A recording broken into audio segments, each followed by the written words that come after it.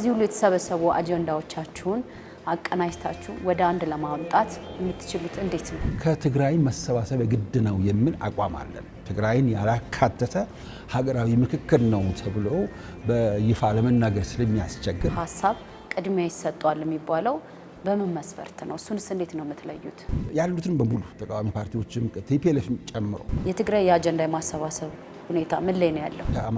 በአማራ ክልል ካሉ ሰላም ካውንስል ጋር በቅርበት አብረን እዛው ያሉ ወንድሞቻችን ፋኖው እዛው በነበሩበት ሆነው በስልክ እየተነጋገርን እሱ እናንተን ይመለከታችኋል? እሱን እኮ ነው ቅድም በተሰጠን ተግባር ውስጥ እሱ የለም ያልኩት። ዋናው ሀገራዊ ጉባኤስ መቼ ነው ትክክለኛ የሚካሄደው? ጦርነት መፍትሄ አይሆንም የሚል ግልጽ አቋም መኖሩ ነው ያረጋገጥነው። የቀረቡ አጀንዳዎች የፖለቲካ ልሂቃን ፍላጎት ብቻ ሳይሆኑ የገበሬው የሰራተኛውና የዕለት ተዕለት ኑሮ የሚገፋው ዜጋ አለ እና የነዚህ መሰረታዊ ችግሮችን የዳሰሰ እንደሆነ እንዴት ነው ማረጋገጥ የምንችለው? አጀንዳዎችን መስጠት፣ ተወካዮችን መምረጥ፣ እነዚህ ትግራይ ክልል አልተከናወኑም። ምናልባት የኔ አጀንዳ አልተካተተም የሚል አካል ቢመጣ እንዴት ነው የምታስተዳድሩት? ይሰጣል፣ አጀንዳውን ወዲያው እንቀበላለን። ምክክሩ ከተጠናቀቀ በኋላ ሀገራዊ እርቅ እንዲወርድና ቂም በቀል እንዲቆም የታቀደ የረጅም ጊዜ ስትራቴጂ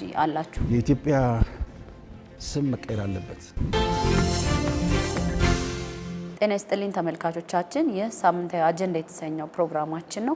በዛሬው የአጀንዳ ፕሮግራማችን ደግሞ ከኢትዮጵያ ሀገራዊ ምክክር ኮሚሽን ከ11 ኮሚሽነሮች አንዱ የሆኑትን ዶክተር ዮናስ አዳዬ ነው በኮሚሽኑ ባለፉት ጊዜያት ያከናወናቸውን ስራዎችና እንዲሁም ደግሞ ቀጣይ ቀሪ ስራዎቹን እያነሳን ውይይት እያደረግን እዚህ የኮሚሽኑ ግቢ ቆይታ እናደርጋለን።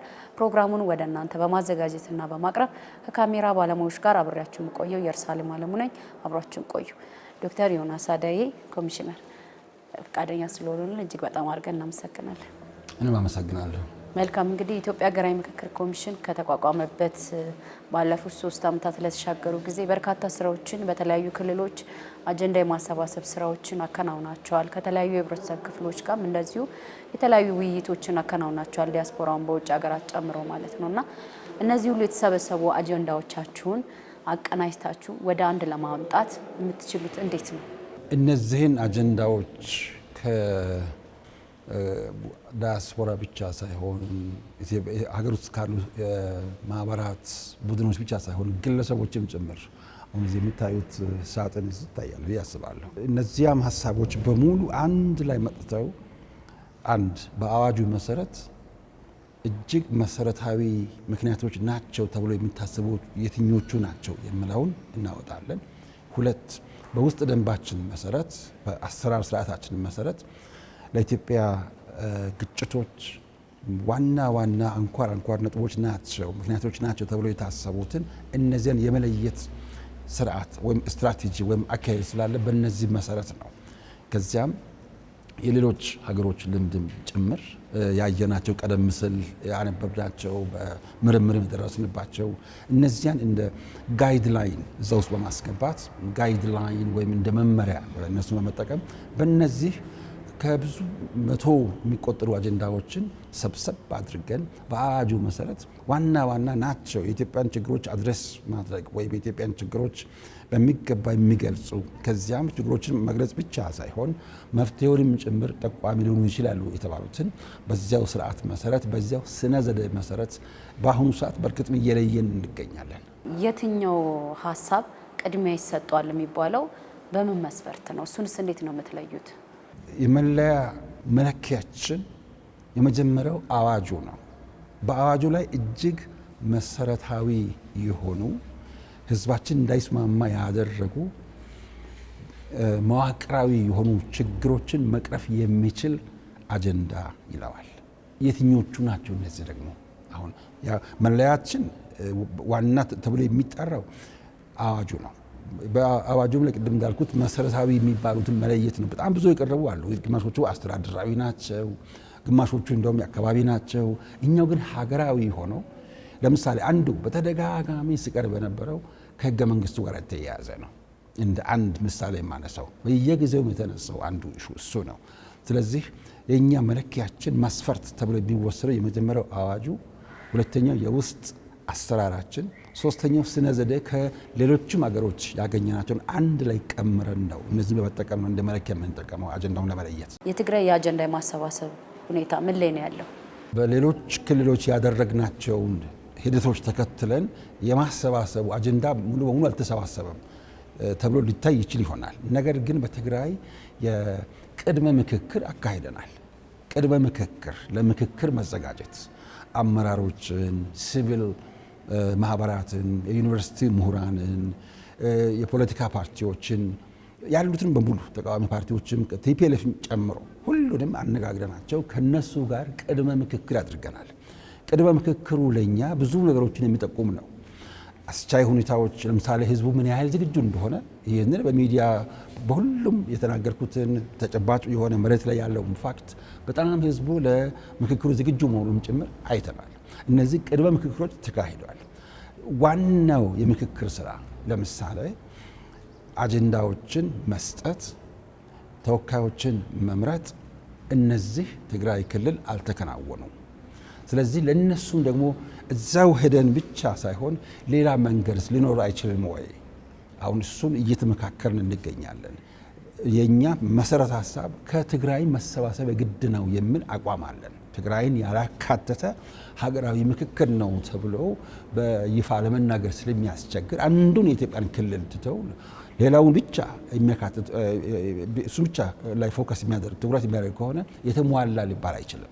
ስለዚህ እሱን በተመለከተ የሌሎችን አገሮች ልምድ እያየን ነው። ለምሳሌ ኮሎምቢያ ግጭቶች በጣም ስለተባባሱ ሃቫና ነበር የተሰባሰበው የአንዳንድ ብሔረሰቦች ክልሎች።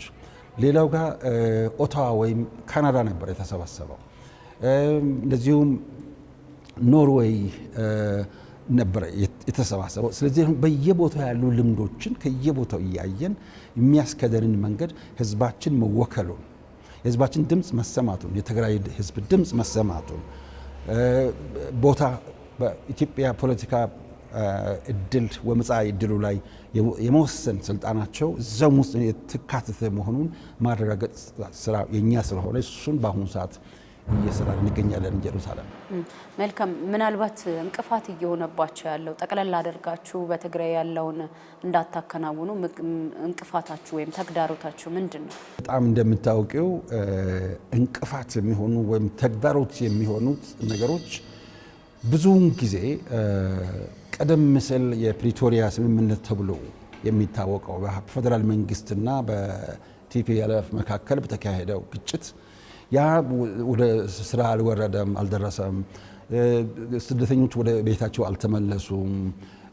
አንዳንድ የትግራይ ግዛት የነበሩ ወደኛ አልተመለሱም የሚል ጥያቄዎች ይነሳሉ፣ እነዚህ ይሰማሉ። እነዚህን መመለስ፣ እነዚህን መተግበር የሀገራዊ ምክክር ኮሚሽን ተግባርና ኃላፊነት ውስጥ የሉ፣ በዝርዝር ውስጥ እነዚህ አልተካተቱም። ነገር ግን ምቹ ሁኔታዎች እንዲፈጠሩ እኛ በየትኛውም አቅጣጫ ወደዚያው የተደረሰው እሱን ራሱን እንደ አጀንዳ ለማቅረብ ራሱን አሁን ለምሳሌ የፕሪቶሪያ አግሪመንት ወይም ስምምነት ወደ ተግባር ስለምትተርጎሙ እሱንም እንደ አንድ አጀንዳ አድርጎ ለመውሰድም በእኛ በኩል እንደዚህ ጥናቱ እየተካሄደ ነው ያለው። ስለዚህ ባጭሩ እንቅፋት የሆነው እነዚህ ወደ ስራ አልተተረጎሙም የሚል በክልሉ ከሚንቀሳቀሱ ፓርቲዎች የሚቀርቡ እነዚህ ትችቶች ወይም አስተያየቶች እንደ አንድ ተግዳሮት ሊቀርቡ ይችላሉ። ከዚህ የተነሳ ህዝቡም ሌላ አካባቢ ባደረግነው መሰረት ሊመጣና ሊሰባሰብ ምቹ ቦታ አልተፈጠረለትም። ከሁሉ በላይ ህዝቡ ዝግጁ መሆኑን ግን በተደጋጋሚ እዛ ብዙ ጊዜ ከ8 ጊዜ በላይ ነው እዛ የሄድነው። ተሰባስበናል፣ ኦብዘርቭ አድርገናል፣ የተለያዩ ባለድርሻ አካላትን አነጋግረናል። ትልቁ ነገር በህዝቡ ውስጥ ያለው ዝግጁነት ነው። ጦርነት መፍትሄ አይሆንም የሚል ግልጽ አቋም መኖሩን ነው ያረጋገጥነው። በክልሉ ያሉት የፖለቲካ ፓርቲዎች ምን አይነት ምላሽ አላቸው ለተሳትፎ? እዚህ ድረስ መጥተው ከኛ ጋር አብረው ተነጋገሩ 7-8 ፓርቲዎች እንደዚህ ቁርጥ ያለ አቋም ባለፈው እናንተ ባይታቸው ሚዲያም ላይ አውጥተዋል። በፊት እንደውም ተለያይቶ የነበሩ ፓርቲዎች አንድ ላይ ሆነው ሀገራዊ ምክክር መካሄድ አለበት፣ እኛም ለዚህ ዝግጁ ነን የሚሉ አብዛኞቹ አሉ። መካሄድ የሌለበትም ደግሞ እነዚህ ኮንዲሽኖች እነዚህ ሁኔታዎች ካልተሟሉ ተግባር ላይ ካልታየ አልመጣም። እሱ እናንተን ይመለከታችኋል? እሱን እኮ ቅድም በተሰጠን ተግባር ውስጥ እሱ የለም ያልኩት። ምክንያቱም አይመለከተንም የሚለው በጣም ኔጌቲቭ የሆነ መልስ ነው። ነገር ግን በተሰጠን አዋጅ ውስጥ ዝርዝር ውስጥ ያ እኛ አንዱ ስራ ተደርጎ አልተጠቀሰም። ስለዚህ አስቻይ ሁኔታዎች እንዲፈጠሩ ደግሞ እናንተ ከመንግስት ጋር ምን እየሰራችሁ? ከመንግስት ጋር ባልተቋረጠ መንገድ እየተመካከርን እንገኛለን። አሁን ቅድም ያልኩት የኮሎምቢያ ኤክስፒሪየንስ ወይም ልምድ ያነሳሁት ኮሎምቢያ እንደዚህ አስቻይ ሁኔታዎች ሳይኖሩ ሲቀሩ የሃቫና ስምምነት የሃቫና ምክክር በኦታዋ ወይም ካናዳ ምክክር ብለው በዚህ የጊዜ ያወጡት ከነሱ ልምድ እኛም ሌላ ምናልባት እዚህ ያሉ ትግራዋይ ጋር በመነጋገር እዛም ካሉት ጋር በተለያዩ መንገዶች በርቀትም ሆኖ በሪሞት በመግባት በመነጋገርም የሚቻልበት ህዝባችን ድምፁ እንዲሰማ በበኩላችን የሚፈልገው ነገር ሁሉ ጥረት ያደረግን እንገኛለን። ያልተሳተፉ የታጠቁ ኃይሎች እንግዲህ በኦሮሚያ የነበረው ላይ የተወሰኑ መሳተፋቸውን እኛም ተመልክተናል በሁነቱ ላይ። ነገር ግን ቀሪዎች አሉ። ለምሳሌ እንደ ፋኖ ጦርና እንዲሁም ደግሞ የኦሮሞ ነጻነት ጦር ቀሪም አሉ። እነዚህ ኃይሎች ወደ ምክክር ኮሚሽኑ እንዲመጡ አጀንዳቸውን እንዲሰጡ ምን አይነት ጥረቶች እየተደረጉ ነው በእናንተ በኩል? አሁን ላይ ሰፋ ያሉ ጥረቶች እየተደረጉ ነው ያሉት። እናንተን ጋብዟቸውን ታያላችሁ መታችሁ ባይና እንደው መግለጽ ከተቻለ ቢገልጹልኝ የተደረጉ ጥረቶች ተወሰነ።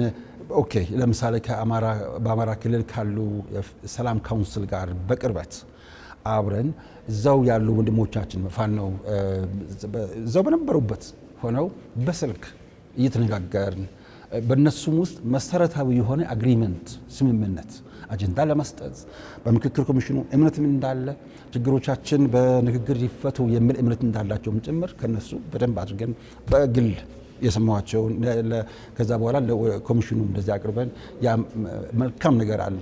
እሱ ብቻ ሳይሆን ቅድም እንዳልኩት ምናልባት መጪው ሳምንት የበለጠ ለሁላችሁም ጎልቶ በነፃ የሚወጣ ነገር ይኖራል። አሁን ለጊዜው ዛሬ አርብ ነው።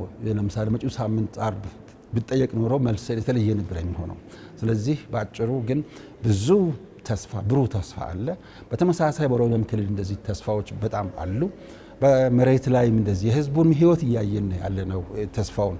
በጣም ቅርብ ጊዜ ወለጋ ዩኒቨርሲቲ ኪኖት ስፒከር ተብዬ ተጋብዤ እዛ ፔፐር ማቅረብ ነበረብኝ። እዛ ነበርኩኝ እና አካባቢው መሬቱን እንደዚህ እየዞርኩ እያየሁ መሬት ላይ ያለውን ፋክት ለማግኘት እና በአጭሩ ምክክሩ የፈጠረው መንፈስ የሰላም መንፈስ በህዝብ ውስጥ እያየን ያለ ነው። ጥረቱ በአባቶች አማካይነት በአባገዳዎች አማካይነት ቀጥሏል። የቀሩትም አጀንዳዎቻቸውን ለመስጠት እንደሚችሉ ይሄንንም የተመካከርን እንገኛለን። ዋናው ሀገራዊ ጉባኤስ መቼ ነው ትክክለኛ የሚካሄደው? ቅድም ያልሽው ኃይለኛ ጥያቄ እኮ ነው። የመጀመሪያው ጥያቄ በጣም ሁሉን ኦልሞስት ጨዋታ ቀያሪ ብዬ የማስበው ነው። ምክንያቱም እነዚህ በብዙ መቶ የሚቆጠሩ አጀንዳዎች እንዴት እየለያቸዋቸው ነው?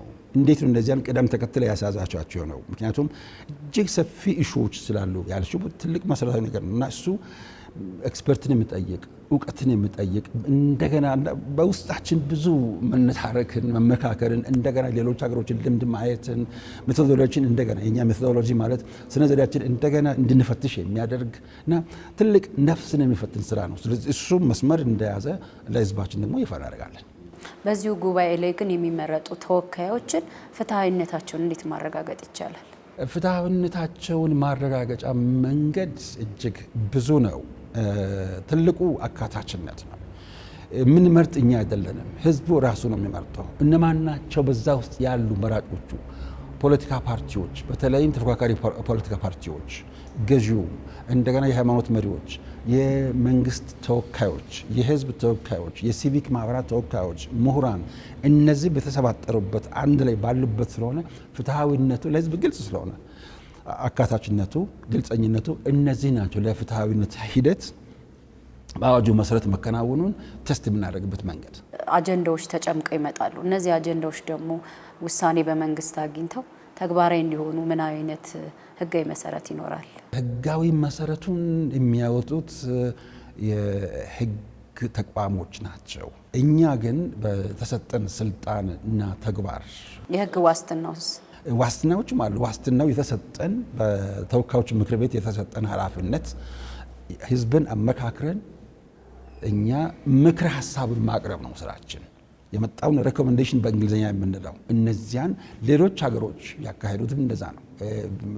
ፈጣሪ ይመስገን በጣም በተለያዩ ሀገሮች መገኘት ነበረብኝ። ወደዚህ ከሳልገባ በፊት ስራዬም ያው እንደምታውቂው ጀሩስ ሰላም ጥናት ስለነበረ ሀገራዊ ምክክር ባካሄዱ ሀገሮች እንዴት ነበረ ተካሄደ የሚለውን ለራሳችን ጥናት ስንል የሰራናቸው ምናልባት ወደፊት ለሬፈረንስ 2013 ያሳተምነው በአዲስ አበባ ዩኒቨርሲቲ የታተመ የኤክስፔሪመንት በተለይ ተማሪዎች ከአማራ ብሔር ከኦሮሞ ብሔር እና ከትግራይ ብሔር ተመርጦ ለ2 ዓመታት ሀገራዊ ምክክር ቢካሄድ በህዝብ መካከል ያለው ቅሬታ ሊቀንስ ይችላል፣ መተማመን ሊፈጠር ይችላል የሚለውን ኤክስፔሪመንት ቴስት ለማድረግ የኒውዚላንድ ዩኒቨርሲቲ፣ ኔዘርላንድ ዩኒቨርሲቲ እና አዲስ አበባ ዩኒቨርሲቲ ሶስታችን ሆነን ኤክስፔሪመንት አድርገን መጨረሻ ላይ ያገኘነው ውጤትም በ2013 የታተመ ፒስ ኢንተርናሽናል ፒስ ጆርናል ጆርናል ኦፍ ፒስ ሪሰርች በሚለው መጽሔት ወደ 70 ዓመት የቆየ እንትን ነው። በጣም ከዛ ውስጥ ማየት ትችላላችሁና ሁሉም ሀገሮች የተከናወኑ ሀገራዊ ምክክሮች ሬኮሜንዴሽን ነው የሚያቀርቡት፣ ምክር ሀሳቡን የሚያቀርቡት እንዲህ እነሱ አድራጊ ፈጣሪ አይደሉም። ስለዚህ ስራችን እኛም ማቅረብ ነው፣ ከዚያም መከታተል ነው። መከታተያ ዘዴዎችን ደግሞ አዘጋጅተናል። እንዳልሽውም ህጋዊ መሰረቱ ደግሞ የተሰጠን አዋጅ የተሰጠን ኃላፊነት ነው እያሉ መንግስት ውሳኔዎችን ባይቀበላቸው የኮሚሽኑ ስልጣን እስከምን ድረስ ነው የሚሆነው ታዲያ? መሞገት ነው መንግስትን። ከመንግስትም ጋር ምክክር የእውነት ፍለጋ መንገድ ምክክር አንዱ በሌላው ሳይ ቦታ ሆኖ መነጋገር ችግሮችን በንግግር መፍታት ስለሆነ ይህንን መንግስት ወደ ስራ ካልፈጸመው ማንም ሳያስገድድህ በህዝብ ፊት ቃል ገብተህ በአቋቋም ካንተ ነህ እኛ ያመጣነው ይሄን ይመስላልና ይሄ ለምንድን ወደ ተግባር ያልገባው ብለን ከመንግስት ጋር መነጋገር ነው።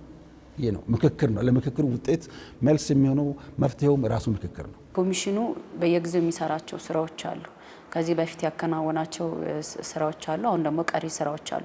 እነዚህ ለህዝቡ እናንተ ይፋ የምታደርጉበት ግልጽ አሰራር ነው ብላችሁ የምትከተሉበት መንገድ ምንድን ነው? አንደኛው እንደናንተ አይነት ሚዲያዎች እየቀረብን ማነጋገር ነው የምንከተለው። አሁን እንዲያውም እንደገና ቅርብ ጊዜ ራሳችንን ማዘጋጁ ለታላቁ ሩጫ የሚያዘጋጅ ነው ለሀገራዊ ምክክር 5 ኪሎ ሜትር በይፋ እስከሚነገርም ልቅረም ብዬ ነው። ብዙ ዝግጅቶች አሉ። ያ ህዝባዊ ንቅናቄ ብለን የምንጠራው ነው። ምክንያቱም ወደ ታላቁ ሀገራዊ ምክክር ጉባኤ ልንገባ ስለሆነ። ሁለተኛው መንገዳችን እንደዚህ ከህዝብ ጋር በይፋ በመነጋገር ነው። ሶስተኛው ቅድም በተደጋጋሚ እንዳነሳ ነው በየቦታው ካሉ ከትምህርት ተቋማት በተለይ የሚገኙ ዩኒቨርሲቲዎች ጋር ምክንያቱም እኛ ዩኒቨርሲቲን ትንሿ ኢትዮጵያ ብለን የምንወስድ እዛው ነው ደግሞ እንደ ጊዜያዊ ጽህፈት ቤት ሁሌ የምንጠቀምበት ዩኒቨርሲቲዎችን ነው። ስለዚህ በእነሱ አማካኝነት ቅድም የወለጋ ዩኒቨርሲቲ ኬዝ አንስቼ ነበረ። የርኩበት ምክንያት ሀገራዊ ምክክር በህዝብ ውስጥ የፈጠረው የሰላም መንፈስ ምን ይመስላል በሚል ነው ኮንፈረንሱ ራሱ የተዘጋጀው። ምን ያህልስ ደግሞ ህዝቡ ያምነዋል፣ ፐርሰፕሽኑ ምንድን ነው፣ ለሀገራዊ ምክክር ያለው ስምም እምነት አመለካከት የህዝቡ ምን ይመስላል በሚለው ላይ ስለነበረ ነው እንደ ቁልፍ ተናጋሪ ጋብዞኝ የሄድኩትን በዛ ነው። እና ስለዚህ እንደ ግልጽ አሰራር አንዱ ከዩኒቨርሲቲዎች ጋር ከምሁራን ጋር የምናደርገው ነው። አራተኛው ከሲቪል ማህበራት ጋር በተለይ ሲቪል ማህበራት ኢትዮጵያ ውስጥ በብዛት 4000ዎችን በውስጡ የያዘ ኢኮሶክ የሚባለው ትልቁ የምታውቁት ነው። ከነሱ ጋር የምናደርገው ነው። እንደሚቀጥለው ደግሞ ፖለቲካ ፓርቲዎች ናቸው። በስፋት በጥልቀት ተቃዋሚ ፓርቲዎች፣ ገዢ ፓርቲ ሁሉም አንድ ላይ ከቤተሰቡ ጋር አብረው ስለሚሰሩ በእነዚህ በአምስቱ ሌሎች ሃይማኖት ተቋማት እና ሌሎችም በየቦታው ያሉ የማህበራት የህብረተሰብ መሪዎች ጋር የምናደርጋቸው ተደራሽነት ናቸው። እነዚህ ናቸው እንግዲህ ለጊዜው። ወደፊት ደግሞ በጣም ይሰራሉ ያልናቸው በዲጂታል ሚዲያ አማካይነት በሶሻል ሚዲያ አማካይነት ከቲክቶክ ከፌስቡክ ጀምሮ በእነዚህ ሁሉ ወደ ህዝባችን ለመድረስ በጣም ጥረት ያደረግን ነው። ብዙ የተደረሰም እንዳለ እያየን ያለ ነው። መልካም። ሌላ በመንግስትና በተፎካካሪ ፓርቲዎች መካከል በምክክር ኮሚሽን የስራ ሂደት ውስጥ እንቅፋት እንዳይፈጥር ምን አይነት እርምጃዎች ነው ስትወስዱ የቆያችሁት? በተለይ ያው መጀመሪያው ላይ የኮሚሽኑ ስራ መግቢያ አካባቢ ላይ ለእናንተም ተግዳሮት እንደሆነባችሁ ስትገልጹ ስለሰማን ነው በመገናኛ ብዙሃንና ተፎካካሪ ፓርቲዎች ያለመተማመን ነገር ነበረባቸው። እነዚያን ችግሮች ነው እንዴት ቀርፋችሁ እዚህ ጋር ደረሳችሁ የሚለው? ስንጀምር አንድ ወይም ሁለት ፓርቲዎች ብቻ ነበሩ። ሌሎቹ ይጠራጠሩ ነበር። መምጣት መግባት ያልፈለጉ ገባ ወጣም የሚሉ ነበሩ። አንድ ወይም ሁለት አካሄዳችን ካዩ በኋላ ሂደታችንን ካዩ በኋላ እውነትም አካታችነት መሆኑን ሲመለከቱ በአሁኑ ሰዓት እስከ 60 የሚደርሱ ፓርቲዎች አሁን እየሰሩ ይገኛሉ። ወጣ ብለው በአሁኑ ሰዓት በር ላይ ነን እየወረድን ነው እንደዚህ ካላስተካከላችሁ የሚሉንም ነበሩ። በኋላ ደግሞ ያስተካከሉ መጥተው ሶስቱም አንድ ላይ መጥተው ስማቸውን መናገር አስፈላጊ ነው። አሁን ያልተሳተፋለ ሁሉም አሁን ተሳተፉ ይገኛሉ። ኤክሰፕት ኦፍ ኮርስ ሁለት ፓርቲዎች እስካሁን ከመጀመሪያም ጀምሮ አንፈልግም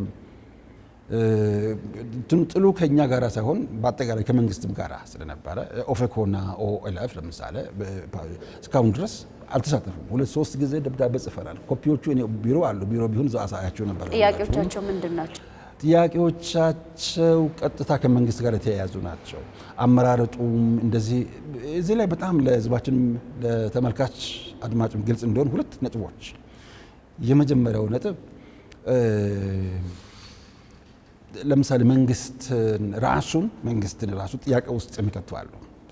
መንግስት አሁን ለምሳሌ 5ቱን ክራይቴሪያ የሚያሟላ መንግስት እንደሆነ ነው እኛ በፖለቲካል ሳይንስ የምንተነትነው። ህዝብ በዓለም ተቀባይነት ያለው ከትናንት አይታችኋል። እዚህ የአሜሪካ የራሽያ የሁሉም አንድ ላይ ሆኖ እየሰሩ ነው ያሉ። ነገር ግን መንግስትን ራሱ ከዚህ ቀን ጀምሮ ሰራዊቱ አያውቅህም፣ ፖሊስ አይታዘዝልህም ስሉ የነበረ መንግስትን ራሱ ካልተቀበሉ ፓርላማውንም ብዙ አንቀበልም ያሉ ፓርላማውና መንግስቱ ያቋቋመውን ደግሞ ሀገራዊ ምክክር አንቀበልም ካሉ ምንም ችግር የለም። አካሄዱ ትክክል ነው። ምክንያቱም ኤ ከቢ ጋር እኩል ነው፣ ቢ ከሲ ጋር እኩል ነው ብሎ አንድ ሰው ሂሳብ ካስተማረ ኤ ከሲ ጋር እኩል ነው ካለ ትክክል ነው። መንግስትን አናውቀውም ካሉ እንግዳውስ መንግስት ያቋቋመው ነው አናውቅም ካሉ ትክክል ስለሆነ ማስገደድ አንችልም። ነገር ግን በእኛ ጥረት አድርገናል። ሁለተኛው ፖይንት ደቡብ አፍሪካ በዓለም የታወቀ ሀገራዊ ምክክር ተካሂዷል።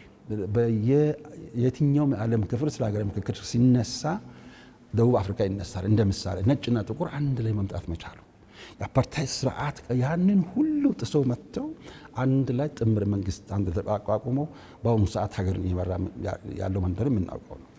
በዚያን ጊዜ ግን 2 ፓርቲዎች አልፈለጉም፣ አልገቡም። ይሄ ከጥቁር አእምሮ መልካም ነገር አይወጣም። እኛ በኔልሰን ማንዴላ እና ደዝመንድ ቱቱ የሚመራውን ምክክር ኮሚሽን አንቀላቀልም ያሉ በእንግሊዝና በህንድ የሚደገፉ 2 ፓርቲዎች ሳይገቡ ቀሩ። እነሱ ቀሩ እንጂ ምክክሩ ተሳካ ብቻ ሳይሆን ለመላው ዓለም ናሙና ሆኖ ነው የሚቀርበው፣ የትም ምሳሌ ነው የሚቀርበው። ስለዚህ አንቀበልም አንገባም ሰዎች ካሉ ችግር የለም። እኛ ግን በራችን ከፍት ነው የምንለው። የተቀሩ ቅድም እንዳልነው እያዩ እየፈተሹ እየፈተኑን ከዛ ገብተዋል በጣም ብዙዎቹ በአሁኑ ሰዓት። እሱን ደግሞ ቼክ ማድረግ ይቻላል። በተለይ የፖለቲካ ፓርቲዎች በአሁኑ ሰዓት የሚሰሩት ትልቅ ስራ ቅድም ያልናቸው የትግራይ የሚገኙ ፓርቲዎችን ያመጡልን እነሱ ናቸው። የጋራ ምክር ቤቱ ሰብሳቢው ራሱ የተቃዋሚ ፓርቲዎች ፕሬዝዳንት የነበረው ማለት ነው።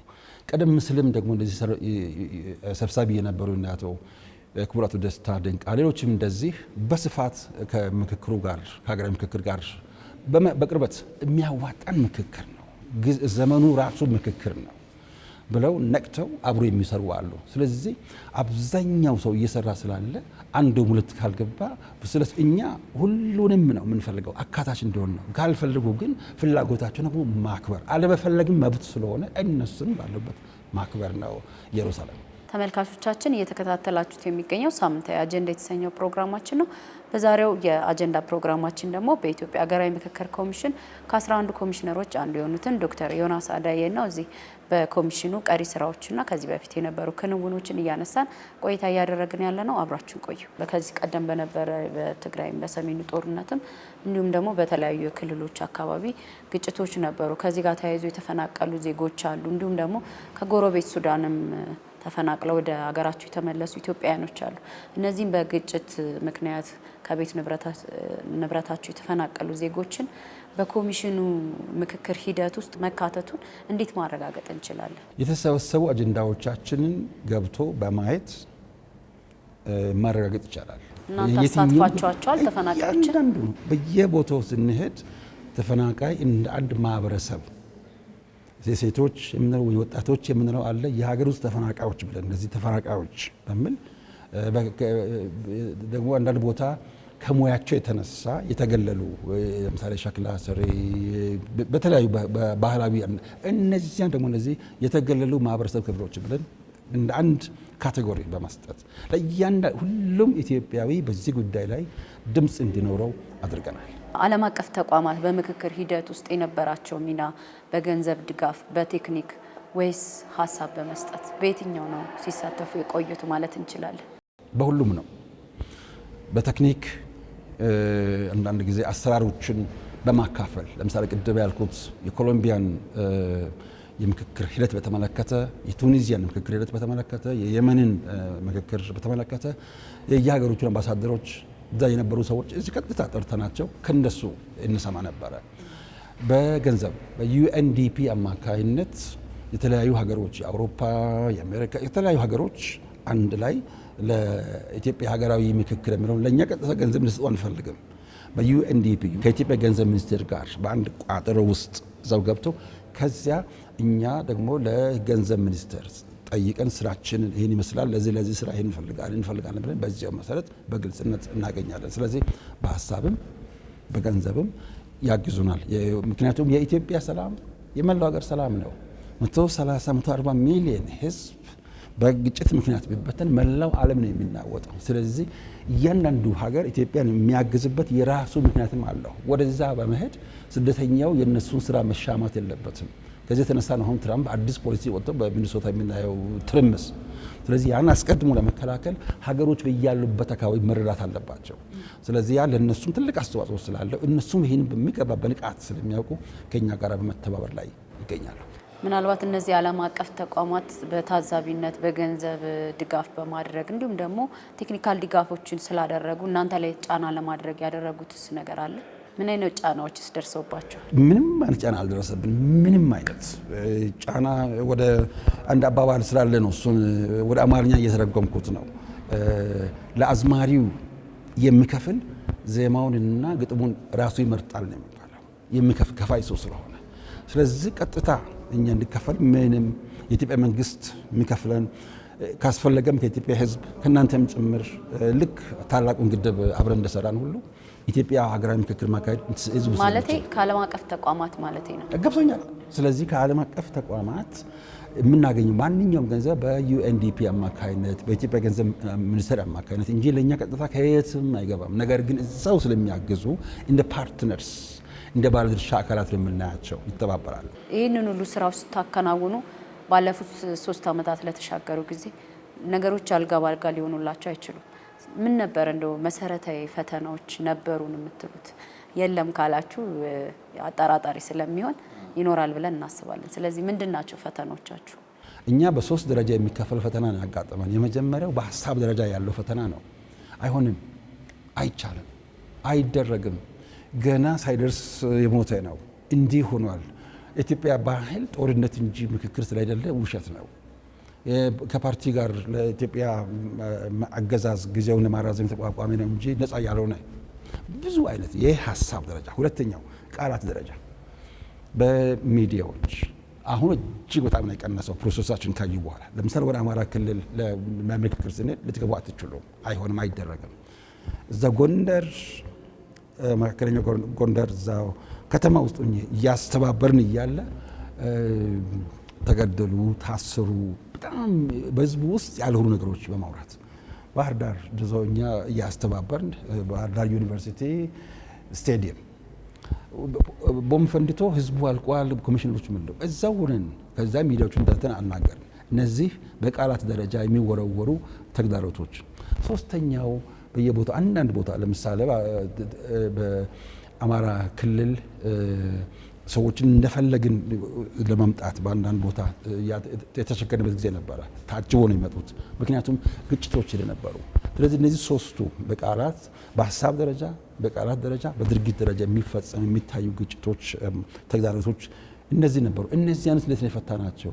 ሀሳብን በሀሳብ ለቃላቶችም እንዲያዩት በማድረግ እውነት ልጅ ነበረችና እንግሊዝ ሀገር እያየው ፓንቶማይም ነው የሚሉት እና መንገድ ላይ አብሮ ሲሄዱ እሷ ኢትዮጵያ ኢትዮጵያ ይሰማኛል፣ እባክህ እንደዚህ ፓስታ ወይ ፓስቲ ወይም ደግሞ ኬክ ምናምን ካለ እኔ እዛ ቁጭ ብያለሁ።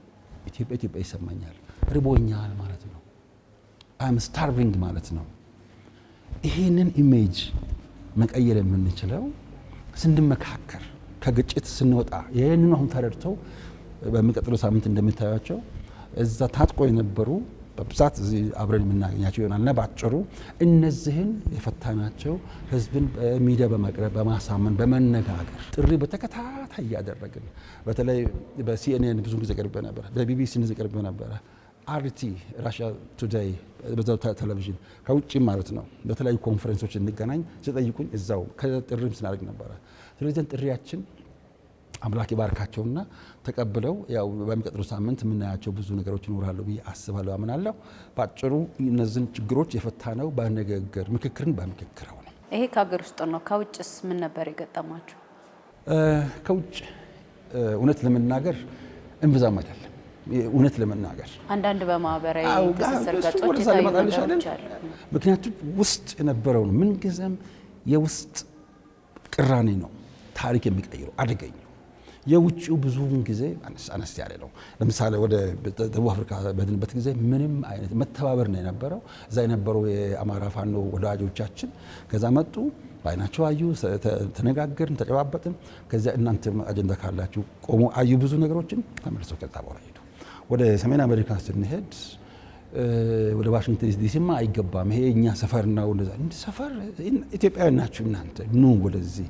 እዛ የነበሩ የግል ሚዲያዎች ምናልባት መጥቀስ እንደ አዲስ ኮምፓስ፣ እንደ ሉዓላዊነት፣ ኢንዲፔንደንት ቮይስ በጣም ብዙ የኢትዮጵያ ሚዲያዎች ነበሩ እና ሪል ለእውነት ለኢትዮጵያ ሕዝብ የቆሙ ለኢትዮጵያ ሀገር የቆሙ ታላላቅ ስራዎች እየሰሩ ነበር። የጠበቅነው 100 አካባቢ ነበረ። ወደ 350 ሰው ነው የመጣው። ቆሙ ነበር፣ ለመቀመጥ አልቻለም። ተቃውሞ ደግሞ 20 የሚሆኑ ሰዎች ተቆጥረዋል። መቁጠር ትችላላችሁ። ምክንያቱም እንደ አስተማሪ እንደ ዩኒቨርሲቲ ፕሮፌሰር ተጨባጭም ስታቲስቲክስ ነው እንጂ ማጋነን ወይ ማሳነስ ስራ አይደለም። ምክንያቱም እነዚያ ኢትዮጵያውያን ናቸው፣ የኛ ልጆች ናቸው። ለምሳሌ አንድ ሁለቱን ለመቃወም መጥተው ጥያቄያቸው ምንድን ነው የሚቃወሙ? ጥያቄያቸው መንግስትን ነው ጭራሽ። ምንም አንዳንዱ በፍጹም ያልተያያዘ ነገር ነው። አንዳንዱ በእርግጥም ምናልባት ግልጽነት ማጣት አለ። አጀንዳ ራሱ ክሊር አልነበረም። ምክንያቱም አንዳንድ ጊዜ የሚያደርጉትን ሳያውቁ ቢቀር ነው የምትያቸው። እኛ በፍቅር ነው የተቀበልናቸው። ከዛ አንዱ እስከ መጨረሻው ድረስ ከኛ ጋር አብረው ቆይተው በቅርበት ምን ነበረ ጥያቄዎች ምንድን ናቸው ብለን ተነጋገርን። እንዲያውም አሁንም ኮረስፖንድ የተደራረግን የተጻጻፍን የምንገኘው በጣም አስተዋጽኦም አድርጓል። ትልቅ የምናከብረው ሰው ሆነው አግኝተነዋል። ሰዎች ሲቀራረቡ ነው እና ሰዎች ሲቀራረቡ ሲነጋገሩ ነው ሲመካከሩ ነው ሪሊ ሌላውን የሚረዱትና ሲቃወሙ የነበሩ እዛው ከተነጋገሩ ከተረዱን በኋላ እዛ ያለውን ህዝብ ቀደም ሲል ኢትዮጵያ ውስጥ በፖለቲካ አመራር በዩኒቨርሲቲ ፕሬዚደንት የነበሩ ታላላቅ ሰዎች፣ ምሁራን፣ የጦር መሪዎች እነዚህም በሙሉ እዛ አዩዋቸው። ከነሱም ጋር መጨረሻም ሀሳባቸውን ቀይረው እዛው አብሮ የተቀላቀሉ ነበሩ። እንግሊዝ ሀገር እንደዚህ ጓደኞችን እዛ ችግሮች እንደዚህ ጠረጴዛ ላይ በመውጣት እንዲህ ነው አሁን የሚናገሩት። መንግስትን መቃወም በስነ ስርዓት ተቃዋሚ ፓርቲ ተብሎ ጽህፈት ቤት ተሰጥቶ አሁን ለምርጫ የተወዳደረ መቃወም እኮ ይቻላል። የትም ሀገር አለ። እንኳን እዚህ ቻይና ከኮሚኒስት ፓርቲ በተጨማሪ 8 ተቃዋሚ ፓርቲዎች አሉ በፓርላማ ውስጥ በቻይና ውስጥ አሉ ዛሬም። ይሄ የትም ሀገር ያለ ነው። ደግሞ የዳይሌክቲክስ ነው። ጨለማ ካለ ብርሃን አለ፣ ሞት ካለ ህይወት አለ፣ ደጋፊ ካለ ተቃውሞ አለ። ይሄ ተፈጥሮ፣ ሴት ካለች ወንድ አለ። ይሄ የተፈጥሮ ጉዳይ ነው። ይሄንንም በስርዓት ተከትሎ መናገር የተቻለ አንዳንድ ጊዜ ኢትዮጵያዊነትን ኢትዮጵያውያንን የማይመጥ ነገር ሲናገሩ ሰምተን እነዚያንም እነሱም ጸለይንላቸው። እንዴት አንድ ላረጋችሁትና እንደ በጥሩ ሁኔታ በጥበብና በስነ ስርዓት ነው። ለምሳሌ አንድ የተጠየቁት ጥያቄ ነበረ። የኢትዮጵያ ስም መቀየር አለበት ወደ ምክክሩ ለማምጣት የምን ነበር እንዴ? የኢትዮጵያ ስም እሺ፣ አጀንዳው ነው የቀረበው። አንድ አጀንዳው ነው የቀረበው። እሺ፣ የኢትዮጵያ ስም መቀየር አለበት እኛ ብለን ብናቀርብ እናንተ ትቀይራላችሁ። ከዛ በፊት ሁሉ በምክክር ስለሚሆን ይቅረብ፣ ችግር የለም። ግን አንድ ምሳሌ ዩጋንዳ በነበርኩበት ጊዜ የሆነውን ምሳሌ ነገርኩኝ። ዩጋንዳ በነበርኩበት ጊዜ ኢድ አሚን የሚባሉ እሳቸው ብዙ ነገሮችን ጠየቁ፣ አገኙ፣ ሁሉም ተሰጣቸው። መጨረሻ ላይ የዩጋንዳ ስም ኢድ ተብሎ እንዲጠራ ፕሮፖዝ አደረጉ።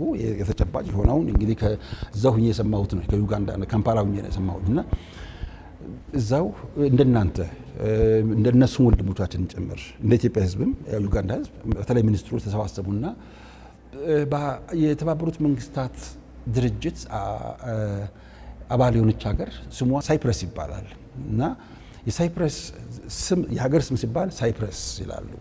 ዜግነት ሲባል ደግሞ ሲፕሬት ይላሉ።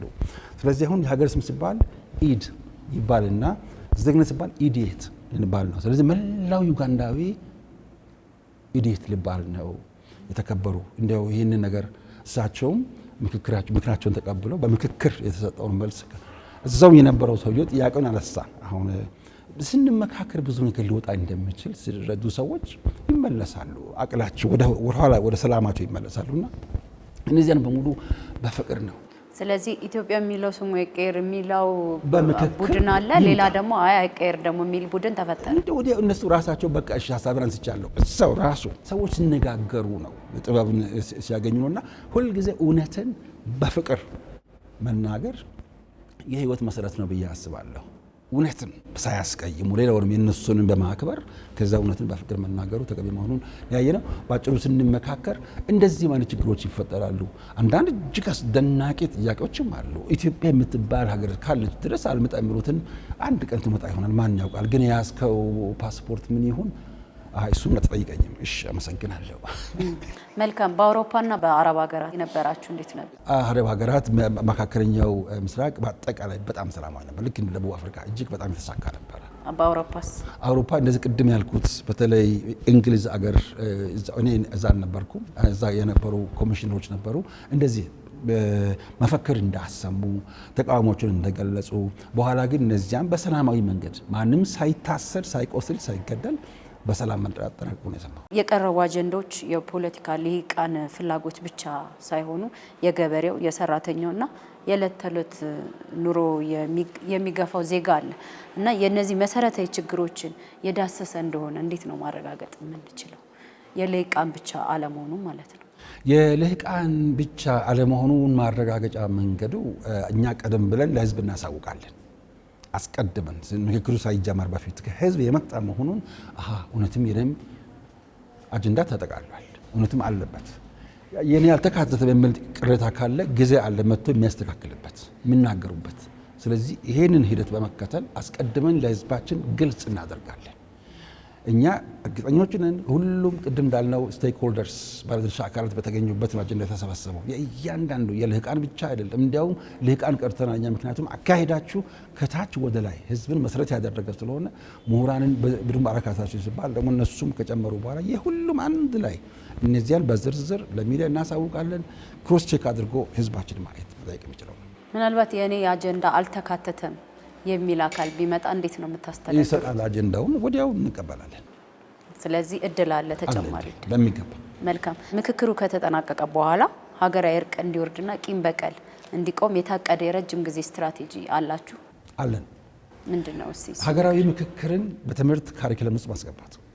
ካሪኩለም ውስጥ ትልቁ ነገር ትውልድ እንዲቀይር ካስፈለገ በትምህርት ውስጥ መግባት አለበት። ይሄንን ከህዝብ የጠየቅነው። ሁለተኛ ምክክር እንደ ተቋም ከሀገር አቀፍ እስከ ግራስ ሩት እስከ ቀበሌ ድረስ እስከ መሰረታዊ እርከን ድረስ መቋቋም አለበት። ይህንን ከህዝብ አሁንም የቀረበ ነው። እኛም ስትራቴጂ በሱ ላይ የተመሰረተ ነው። በዚህ በየዩኒቨርሲቲዎቹ ቅድም ነካክቸው ነበረ ጽህፈት ቤት ብለን ስናቋቁም እዚያው ምክክሩ እንዲቀጥል ነው። ምክንያቱም የኢትዮጵያ ሀገራዊ ምክክር ኮሚሽን ሶስቱ ታላላቅ ዓላማዎች የመጀመሪያውና ትልቁ ሀገራዊ መግባባትን ማምጣት ነው። ሁለተኛው በህዝብና በመንግስት መካከል እምነት እንዲፈጠር ማድረግ ነው። በተመሳሳይ በህዝብና በህዝብ መካከልም እንደዚህ እምነት እንዲኖር ማድረግ ነው። ሶስተኛውና በጣም ትልቁ ምክክርን ባህል ማድረግ ነው። በሌላ አነጋገር ሰላምን በሰላማዊ መንገድ ማምጣትን ባህል ማድረግ ነው። ከዚህ የተነሳ የኢትዮጵያን የፖለቲካ ባህልን መቀየር ነው። ሁሉ አሸናፊዎች ሆነው የሚወጡበትን አውድ ለመፍጠር ያሸነፈው ሁሉን ይወስዳል ወይም ደግሞ የዜሮ ድምር ጨዋታ ያ ወደቀኛው አለፈ ሳይሆን ሁሉ ኢትዮጵያ እንድታሸንፍ የሚያበረታታ አውድ መፍጠር ነው። ስለዚህ ለነዚህ ተቋማትን እንዲጠናከሩ ከትምህርት ቤት ጀምሮ ራሱን የቻለ ኢንስቲትዩሽን ሀገራዊ ምክክር የሚባል ኢንስቲትዩሽን ተቋቁሞ ስራውን እንዲጀምር ነው የምንፈልገው። ሜክሲኮ 130 ሚሊዮን ህዝብ እንደ ኢትዮጵያ ባለበት ምክክር 1995 እስከ 96 ተከናውኖ ነበር። ከዚያ ተቋም ሆኖ በየአመቱ እስከ ዛሬ ድረስ ደቡብ አፍሪካ ባለፈው ዛኛ በነበርንበት ጊዜ በመንግስትና በህዝብ መካከል ችግር ተፈጥሮ ነበር። ወዲያውኑ ሀገራዊ ምክክር ኮሚሽኖቹ ተጠሩ፣ ስራቸውን ጀመሩ። 2025 የተቋቋመው ግን ቅድም እንዳነሳ ነው ለብዙ ረጅም ጊዜ ነው። ስለዚህ ባጭሩ እነዚህ ታስበዋል ተቋማዊ ለማድረግ። ያው እንግዲህ የተጨመረላችሁ 1 ዓመት ጊዜ እየተጠናቀቀ ነውና እቅዳችሁ ምንድነው? በቀጣይ የቀነ ገደባችሁ እየተጠናቀቀ ነው። እኔ ከዓመቱ ቁጥር ከወራቱ ቁጥር ይልቅ የስራው ጥራት፣ የስራው ጨዋታ ቀያሪ መሆን፣ የኢትዮጵያን የፖለቲካ ባህል መቀየር መቻሉ በራሱ ተማምኖ ያቋቋመ መንግስት ማንም ሳያስገድደው ኢንዲፔንደንት ሌላ ሀገራዊ ምክክር የሚቋቋመው መንግስታት ሊወድቁ አካባቢ ለምሳሌ የቱኒዚያን ብንወስድ ኦልሞስት በናለ ወደ ፈረንሳይ ሲሄድ መሪው ያለ መሪ ሰው ሲቀር ፖላንድ የተቋቋመው የቀዝቃዛ ጦርነት ያበቃ መንግስት አልባ በሆነበት ጊዜ እኛ ግን እንደ ሰላም ስትራቴጂ ያቋቋመ ስለሆነ እኛ ስራችን በዚህ ላይ ፎከስ አድርገን መስራት ነው። አሁን ቅድም እንዳልነው ሀገራዊ ምክክሩ በቅርብ ጊዜ ስለሚጀምር ማለትም ሀገራዊ ኮንፈረንሱ ስለሚካሄድ ለዚያ ንቅናቄ ቅድም ስፖርት እናንተን የሚጋበዝኩት እና በአጭሩ እኛ ስራችን መስራት ነው ትልቁ ነገር። በመካከሉ እንዲህ ነው ከተባለ እኛ ከአቋቋምን ክፍል እንሰማለን። ስለዚህ ትልቁ የኛ ትኩረት በስራው ላይ ነው። ከዚያ ያው ስራውን ለመስራት ታይም ጋፕ ስለሚያስፈልግ ነው ያነሳው። ሹር እስከዛ ድረስ እኛ የምንችላቸውን ሁሉ እናጠናቅቃለን። የምንችላቸውን በሙሉ ለምሳሌ አሁን ትግራይን ተመለከተ ሀገራዊ ምክክር ኮንፈረንስ ማካሄድን በተመለከተ ቅድም በዘረዘርኳቸው መንገድ እኛ እያንዳንዳቸውን በቀን ገደብ አስቀምጠናል፣ ይፋ የማናደርጋለን። ምናልባት ቀነ ገደቡ የቀረው ቀነ ገደብ የኮሚሽኑ የስራ ጊዜ ለቀሩ ስራዎቻችሁ በቂ ናቸው ማለት ይቻላል? እኔ እያንዳንዱን ቀን መስራቱ ላይ ነው ትኩረት የማደርገው። የሚገርመው 24 ሰዓት ካሰቡበት በጣም ይበቃል፣ ለምንም ነገር ይበቃል፣ መስራት ይቻላል። እኛ እስከቻልን ድረስ መስራት የኛ ስራችን። ይህን ጨምር ይህን ቀንስ አይደለም፣ እኛ ስራው ላይ ፎከስ ነው የምናደርገው። በማጠቃለያችን ምናልባት ቀሪ ሀሳብ አለ የሚሉት ነገር ካለ ለአድማጭ ተመልካች ዛሬም አደራ ማለት የምፈልገው ኤንቢሲ እስካሁን ድረስ በጣም ሀገራዊ ምክክር በተመለከተ በተለያዩ የእኛን ኮሚሽነሮች ህዝብን ሁሉ በመጠየቅ በማሳተፍ በእውነት ከፍተኛ ስራ እየሰራ ነው ያለው እና ሚዲያ በተለይ ትልቅ ስራ እየሰራ ስለሆነ እነሱን በጣም አመስገን እፈልጋለሁ። አሁንም የህዝቡ ተሳትፎ እንዲቀጥል እፈልጋለሁ። በታላቁ ግድብ በአድዋ የሰራነውን ታሪክ በሀገራዊ ምክክር ደግሞ የሰላም ጀግኖችን በመፍጠር እንድንሰራ በታላቅ ፍቅርና ትህትና መጠየቅ እፈልጋለሁ። ዶክተር ዮናስ አዳዬ እጅግ በጣም አድርጌ አመሰግናለሁ። ተመልካቾቻችን እስካሁን ስትከታተሉት የቆያችሁት ሳምንታዊ አጀንዳ የተሰኘ ፕሮግራማችን ነበረ። በዛሬው የአጀንዳ ፕሮግራማችን ደግሞ ከኢትዮጵያ ሀገራዊ ምክክር ኮሚሽን ኮሚሽነር ዮናስ አዳዬ ጋር ነበር ቆይታ ያደረግነው። በኮሚሽኑ ባለፉት ጊዜያት የስራ ክንውኖችና እንዲሁም ደግሞ ቀጣይ የቀሪ ስራዎች ላይ ነበር ውይይት ስናደርግ የቆየ ነው። ፕሮግራሙን ወደ እናንተ በማድረስ አብራችሁ የቆየሁት ከካሜራ ባለሙያዎች ጋር ኢየሩሳሌም አለሙ ነበርኩ። ሳምንት በሌላ ርዕሰ ጉዳይና በሌላ እንግዳ እስከምንገናኝ ድረስ ሰላም ከእናንተ ጋር ይሁን።